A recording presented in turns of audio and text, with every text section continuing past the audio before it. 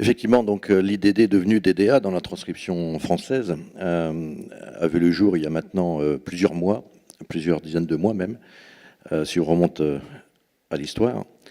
Et certaines entreprises, et pour ne pas la citer, Allianz a été la première à se servir de ce prétexte pour dénoncer l'ensemble de protocoles de rémunération des personnels commerciaux.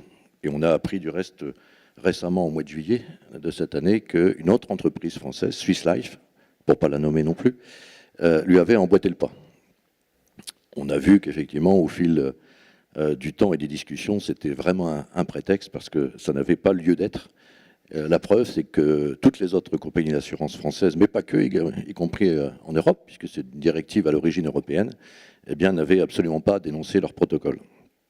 La DDA, c'est quoi? C'est trois sujets d'importance. Le premier, bien sûr, c'est le devoir de conseil, avec l'obligation désormais d'appréhender l'ensemble de la situation civile, patrimoniale, fiscale, financière de nos clients pour leur servir le meilleur produit, après une recherche des besoins tout à fait pertinente. Et tout ça doit faire l'objet d'une démarche totalement enregistrée, factuelle. Le deuxième élément, c'est la vulgarisation des documents, pour que l'ensemble des consommateurs qui souscrivent des produits d'assurance, et pas que assurance, c'est également applicable sur les produits non-assurance, en tout cas assurance et produits financiers, eh bien, cette vulgarisation doit permettre à l'ensemble de ces consommateurs de comprendre ce qu'ils achètent, ce qui n'est pas toujours le cas, on le sait bien.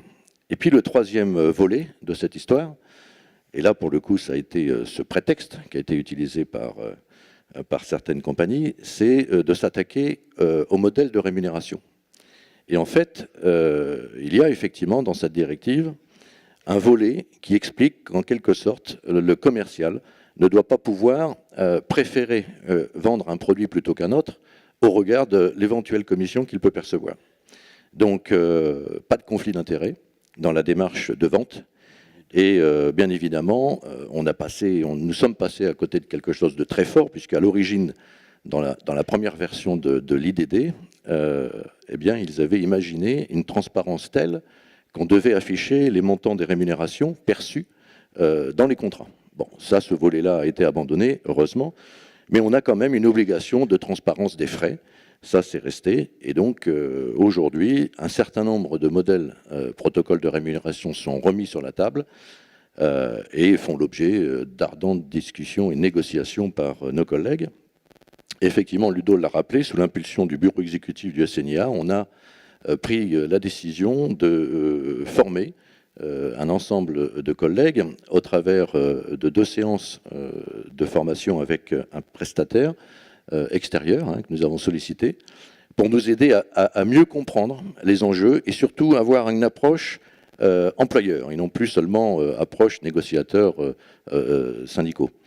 Et là, effectivement, ça nous a apporté beaucoup, ça nous a permis de comprendre la mécanique de réflexion que pouvaient avoir nos employeurs quand ils se mettent autour d'une table pour discuter avec nous des systèmes de rémunération.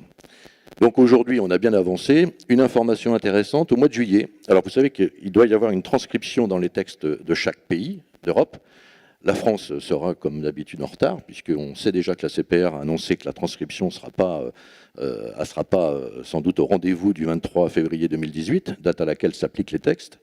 Mais l'Allemagne a, une fois encore, montré son efficacité, puisqu'en juillet dernier, ils ont réussi à sortir les décrets d'application, et surtout à démontrer, grâce à leur lobbying très puissant, eh bien qu'aucun système de rémunération ne pouvait être remis en cause. Ils ont gardé l'intégralité de leur fonctionnement de rémunération.